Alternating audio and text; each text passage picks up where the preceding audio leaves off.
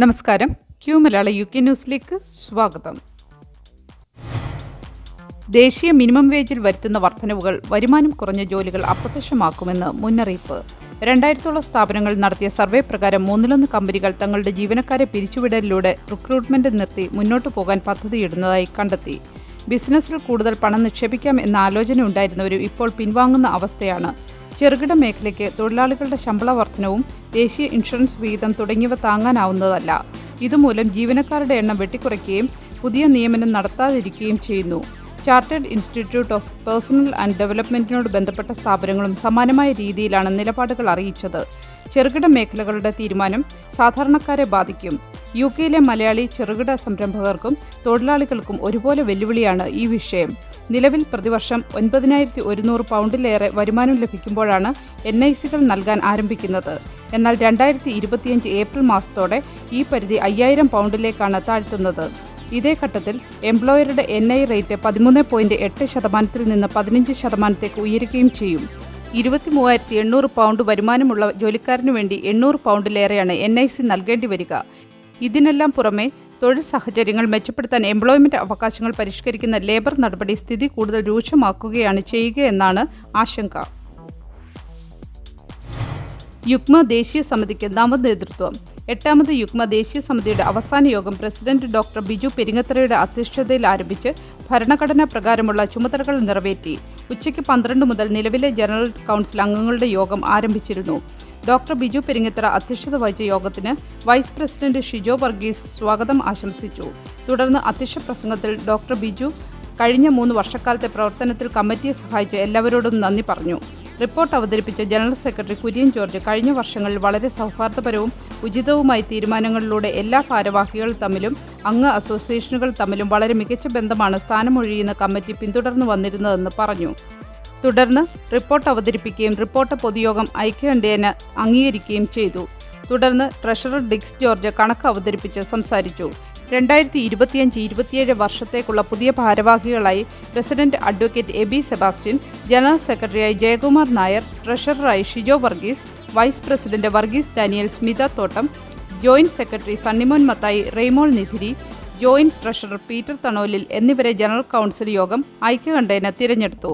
തുടർന്ന് സ്ഥാനമേറ്റ പുതിയ കമ്മിറ്റി പ്രസിഡന്റ് അഡ്വക്കേറ്റ് എബി സെബാസ്റ്റ്യന്റെ അധ്യക്ഷതയിൽ ചേർന്ന ദേശീയ സമിതിയുടെ യോഗം അടിയന്തര വിഷയങ്ങളിൽ തീരുമാനമെടുത്തു.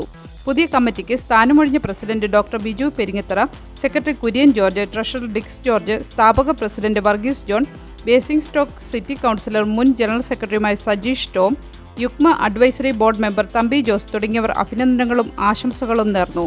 മുൻ ജനറൽ സെക്രട്ടറിയും ഇലക്ഷൻ കമ്മീഷണറുമായ അലക്സ് വർഗീസിന്റെ നന്ദി പ്രകാശനത്തോടെ യോഗം അവസാനിച്ചു. AI സഹായത്തോടെ ട്രേഡിംഗ് ബില്യൺ ബീസ് വാഗ്ദാനത്തിൽ വീണത് പ്രവാസികൾ. ഇരിങ്ങാലക്കുടയിലെ ഷെയർ ട്രേഡിംഗ് തട്ടിപ്പിൽ 250 കോടി രൂപയുടെ തട്ടിപ്പ് നടന്നതായി പ്രാഥമിക വിലയിരുത്തൽ. തട്ടിപ്പിനിരയായവരിൽ ഭൂരിഭാഗവും പ്രവാസികളാണെന്നാണ് പോലീസ് പറയുന്നത്. ആർട്ടിഫിഷ്യൽ ഇന്റലിജൻസിന്റെ സഹായത്തോടെ ട്രേഡിംഗ് എന്നതായിരുന്നു സ്ഥാപനം മുന്നോട്ടുവച്ച ആശയം. കേരളത്തിന് പുറത്തേക്ക് കടന്ന പ്രതികളായ ബിബിൻ ബാബു, ഭാര്യ ജൈത വിജയൻ, ബിബിന്റെ സഹോദരൻ സുബിൻ എന്നിവരെ കേരളത്തിലെത്തിക്കാനുള്ള നീക്കങ്ങൾ അന്വേഷണ സംഘം ആരംഭിച്ചിട്ടുണ്ട്. 10 ലക്ഷം രൂപ നിക്ഷേപിച്ചാൽ വർഷം തോറും 6 ലക്ഷം രൂപ ലാഭം കിട്ടുമെന്ന വാഗ്ദാനം ചെയ്തായിരുന്നു തട്ടിപ്പ്. കേസ് ക്രൈംബ്രാഞ്ചിന് കൈമാറിയിരിക്കുകയാണ്. പുതിയ ഡെലിവറി സേവനവുമായി റോയൽ മെയിലിനെ വെല്ലുവിളിച്ച് ഇൻപോസ്റ്റ്.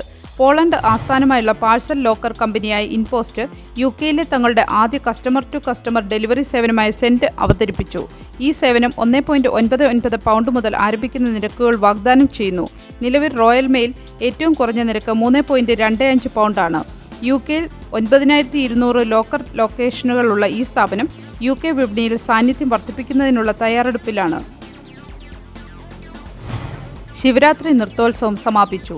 ലണ്ടനിൽ ഒരു ഗുരുവായൂരപ്പ ക്ഷേത്രം എന്ന സാക്ഷാത്കാരത്തിനു വേണ്ടി സംയുക്തമായി പ്രയത്നിക്കുന്ന ലണ്ടൻ ഹിന്ദു ഐക്യവേദിയും മോഹൻജി ഫൗണ്ടേഷനും ചേർന്ന് നടത്തിയ ശിവരാത്രി നൃത്തോത്സവത്തിന് സമാപനമായി.